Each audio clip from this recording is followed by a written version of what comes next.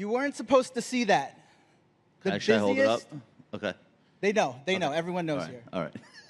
The busiest man in finance, alongside running an RIA firm, being on CNBC Weekly, having his own podcast network and media company, running this event, decides to write a book. Why? I have a terrible marriage. You know what? I said this the other day, and when I said it, it sounded right. So now I'm going to say it all the time. I read a lot, and when I read a book by an author where you could just tell it was bursting out of them and they had to write it, those are like to me, those are the best books, regardless of the topic or whether it's an autobiography or it's an investing book. This really was bursting out of me. There's a lot of stuff that I've bit my tongue and I've kind of held back over the years because I'm a sellout. No, because in the moment, you can't always say exactly what you want to say. But I think I got to a point where, like, it doesn't matter anymore. So a lot of what the book is about is you might have heard this piece of news, or you might have seen this particular TV appearance by this famous investor, or you might have read this research. Here's all the stuff that was happening behind the scenes and why it played out the way that it did. So I talk about the last 15 years from the perspective of someone who is not just a professional investor and an entrepreneur in our industry, but also someone who is in real time commenting on the markets, on the industry, et cetera. So I think if I succeeded, you'll finish the book and you'll say, every one of those topics, the version I just read is something that I haven't heard before. So that's at least that's what I hope. Yeah. So. The life hack is to actually get the Audible version, because Josh doesn't actually recite his book, he performs it. I've never seen someone articulate his own words the way he did on that. It was amazing. The audiobook is the biggest pain in the ass, but Harriman House says for an investing book, that's 50% of the copies that you're going to sell will be the audio version. Because They never heard your voice, huh? Yeah, well, I guess in 2024, everyone's multitasking everything. So people want to read the book, but not everybody has the time or the concentration to, like, sit down and read the book. A lot of people want to, quote unquote, read it, but while they're working out or bicycling or walking or commuting or driving. So you have to respect, like, the way the audience wants to receive the information. And that's something that we've always done at our firm. We give people sort of like the same ideas, but repackaged in different ways. So the audio book was really important to me, that it was not like a British guy reading my words. Like, I wanted to, like, do it justice. Nothing against British guys out here. No, shout to all my British friends, but it's a British publisher. So I think their instinct was if I said no, they would get Sir Anthony Hopkins. And that might have been great, but it would be very strange to hear my words coming out of that voice. So. All right. Can I read you something? Please. You spoke about selling out before, so I'm going to read this real quick. Every time I go to write something, I have to run through a mental checklist to make sure I don't screw something up with my big mouth. 10 years ago, I just hit publish without even thinking twice. This paralysis came on gradually at first, and I hadn't really noticed it until recently. My freedom to tell the unvarnished truth began to dissipate, but in its place was money and fame. And without ever making a conscious choice, I sort of just chose. I didn't mean to sell out. I don't remember signing any particular document to that effect or checking that box. I think it just kind of happened. How did that make you feel? So this is part of telling the truth. One of the things that happens in our business, but in any business really probably, be careful what you wish for. Or it's the dog that caught the car. So the dog is chasing the car. Uh-oh, now you caught it. What are you going to do? When you start out in our industry and you want to make a name for yourself, you're probably a little bit of a firebrand. And it doesn't matter. In my era, it was blogs. Now I guess it's like TikTok and YouTube. But in any medium, you want to say things that are provocative, but, you know, obviously also true. But you want to be somewhat fearless, because if you're not, you're going to be vanilla, and no one's going to remember you, and no one's going to subscribe to you, and it's really hard to attract an audience if you're politically correct. So I was anything but in the early going. And the whole idea was the bigger this gets, the more successful I can become. But then there comes a point where you cross over. And then all of a sudden you have more risk than reward for saying certain things. When you establish yourself as an entrepreneur in our industry, which I think everyone here either has already done or is on their way toward doing, once you've done that, what you realize is it requires a lot of cooperation from around the industry, a lot of partners. You work with fintech companies. You work with asset management firms. You might work with a private equity backer. You might be working with the media. There comes a point where you have more to lose by saying what you want to say than you have to gain. And I think what I was doing in that chapter was I was just being honest. I don't think the 2024 version of me, while I think I'm still interesting and entertaining, I guess, there's a lot of stuff that I was doing in 2009 that I would not be doing now. Unfortunately, my partner Barry never got that memo. So part of the push and pull between Barry and I is to make, you son of a bitch, is to make sure that we're doing what we do and we're connecting with our audience and we're telling the truth and we're offering insight without crossing over and jeopardizing the careers of the 63 people who work with us, jeopardizing the relationship we have with 4,000 households, all of whom come from different walks of life, different political persuasions, et cetera, and not jeopardizing our relationships around the industry. So it has absolutely become much more precarious, and it's a tightrope walk. I don't want anyone to cry for me. This is, as Michael Corleone was told, this is the business we have chosen. These are all my choices that have led to this. So it's not, don't feel bad. But it is absolutely true that the more established you become, the harder it is to be the younger version of yourself.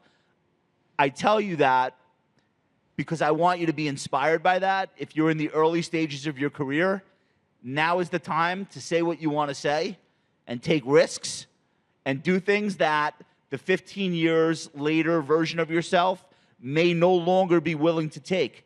And I think when I look out at the sea of people who are here, I see a lot of youth, I see a lot of energy, I see a lot of people who are at the point in their career, they may wish they made it already. Be careful what you wish for. Don't be the dog who caught the car and doesn't know what to do with the car now. Embrace the stage that you're at now and be the version of yourself you are today, because you have a lot more freedom now than you may have in 10 or 15 years when you've really made it. And so I would really look at that more as an inspiration rather than a caution. Yeah, it was interesting. When I was reading the book, I thought it was like, okay, this is going to be an investing book, right? How to invest. And I took away from it two things. One, it was an evolution of you. And we've known each other for, 8 years now or so? And I've seen you transform. I even said it last summer. I was like, wow, I feel like... Physically? No, unfortunately, okay. physically too, but yeah. not in a good way. Okay. No, but I've seen you just be more humble. I've seen you, honestly, just let things like fall off your shoulders a bit here. And when I read this, I listened to you talk to it, and it just made me feel like, wow, this is not the death of the reformed broker and the introduction of downtown Josh Brown or anything else. This is you as a man just evolving. And so the one thing that I really wanted to point out that became shocking to me is, like, in a world filled of, content creators talking about the tips, trading tips, tactics, all of that, you title this with the goal of helping investors, but yet I couldn't help but identify it as something that is how to become a better investor versus here's investing tips. Was that the intent, or is that just something that came across to me? Well, I think if you walk into a bookstore and you go to the investing aisle, what's a bookstore? I don't know. Barnes & Noble still exists. So there are thousands of books that have been written, and some of them are great. And some of them are just repeating what older books said, and some of them are terrible.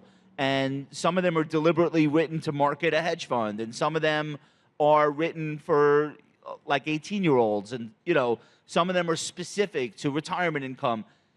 The idea that someone's going to have something like extraordinarily new to say about the basics of investing or some of these like age-old concepts that all of us talk to our clients about every day, to me, it felt like a fool's errand to try to reinvent all of the great investing books and academic literature that exists. So what I thought I could contribute to the conversation instead was something that married my personal situation and my career with the things I learned about investing along the way. I think it's a more interesting way to read about. It's a lot of the same concepts. In the book, I talk about active versus passive. I talk about fixed income. I talk about equity. I talk about behavioral psychology. I talk about market volatility, all of the major crises. I talk about the Fed. It's not, no one's going to read this book and say there's no investing in there. But what I hope people take away is that everybody who's investing or advising or trading or working in asset management, everyone is human. And I really try to tell the human side of the investing business rather than the stats. The stats are in there, but we go a little bit deeper, and I hope it resonates with people. I haven't read that many books that successfully have done that, so that was what I was attempting to do. Yeah, it's funny too, because when you think about how you've built your audience, it's like that raw, unfiltered reality. And when you think about a lot of people out here, you know, we have a lot of content over the next couple of days focused on, you know, growth and marketing and building your brand and all of this. And, you know, my question to you is, how do you think you've become so successful at creating financial content, right? I call you the Walt Disney of finance. So, like, how do you think you've been able to do that? So it would not be false modesty to say it would be impossible if it weren't for the people I work with. A lot of the people in the audience here are trying to wear 5, 6, 7 different hats. And I know, because that's what I used to do, the faster you could develop a team around you of people who are really great at what they do to free you up to focus more on what you're putting out into the world content-wise, the better. One of the key things that happened to me is in 2012, I met my current partner, Chris Venn, and Chris said, "How many clients are you talking to?" And I said, all the clients. That's what I'm doing here. He's like, "And you're going to go on TV, and you're going to write a blog, and you're going to contribute a column to the Wall Street Journal, and you're going to tweet?" Yes. No. Josh, really, no. You're not going to give great advice, no offense. The clients deserve better because you can't do 7 things really well. So the addition of Chris, the addition of Michael, and then the addition of all of our incredible advisors, and then the addition of all of our amazing operations people, whatever I'm doing, maybe it looks impressive, it looks prodigious, whatever, it's impossible if I were also sitting on a 1-800 number with Schwab trying to get a trade correction done. It's not physically, there's not enough hours in the day. So when people say, like, how do you do what you do? The answer is, it's not me. I'm surrounded by people who I can trust to do the other things that have to get done to both build a practice, run a practice, and then market that practice. What would you give? What advice would you give to folks who are trying to build their style in creating content? Like, I understand you have a whole team and you have a whole production, probably more than anyone here has, but your style is unique.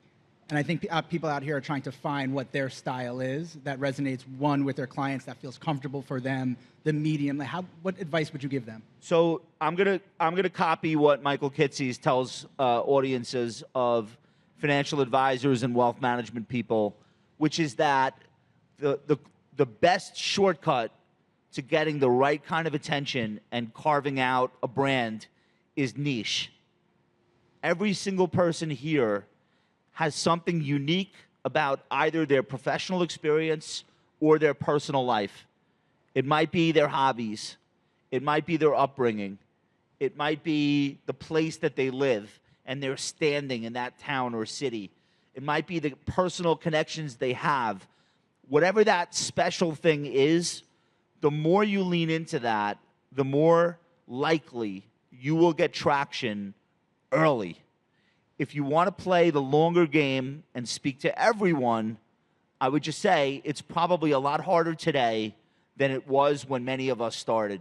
So you guys are going to hear from Morgan Housel this week. He'll tell you the same thing.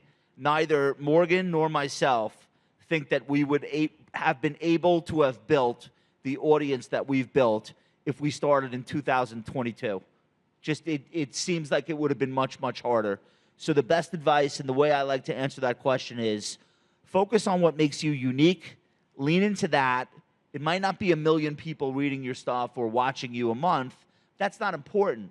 People that are likely to react to it are the people that are going to find it because they're already out there looking for it. So there are unbelievable content creators within the financial advisory industry all over the country focusing on a specific niche of potential clients or area of interest, and it's working for them. They might not be on this stage today, and they might not be on TV, but I promise you, they're having fun, and they're making an impact, and they're building a community around what makes them special.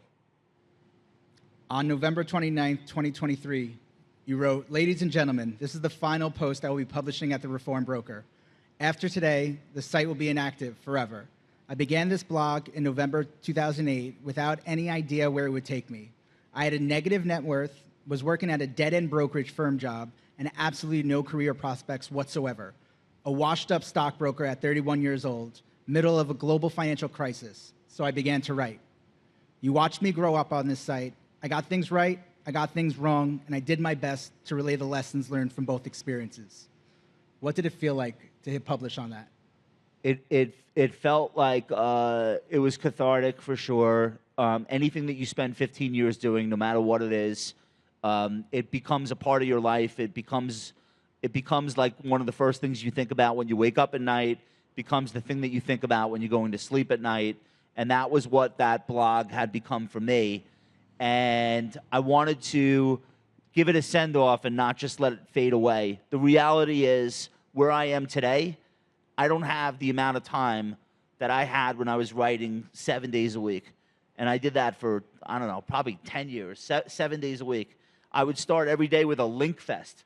Like, just not even writing, just like linking to other people's writing.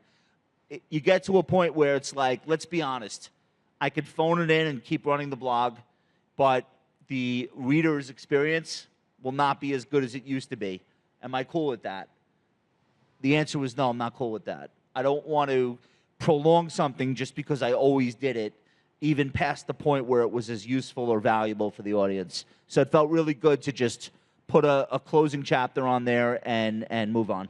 It's so interesting, too, because everyone in like my random circles would say, what is he doing? This thing's an SEO giant, all this. And going back to kind of your authentic self, you never did it for the clicks. You never did it for anyone else. It was more of like your calling.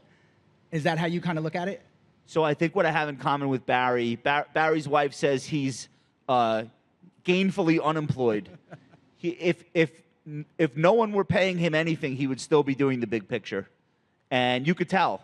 You go on his site, you read his stuff all these years, the consistency, the way that he pre-schedules posts when he knows he's going on vacation, the dedication to giving the audience what they have come to expect. That's Barry. And Barry was my idol as an early financial writer. He was the first guy that I said, I want to be like that guy. So following in those footsteps, I really think that with no expectations for what the blog would ever have become, to me it's miraculous. It obviously changed my life.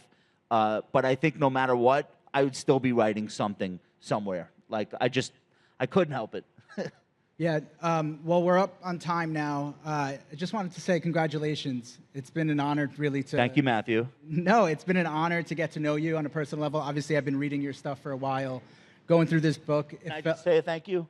Guys, I want to say thank you to everybody that bought the book and gave feedback. I love you guys. I appreciate you so much. Well, I have to cut you off. Sorry, I'm going to actually overdo you right now. All right, go ahead. So I just want to let everyone know we love to support our friends here. So every single person here attending this event will be able to get a hard copy book. We have them over at the Future Proof HQ. We're going to have them over at the Attendee Concierge.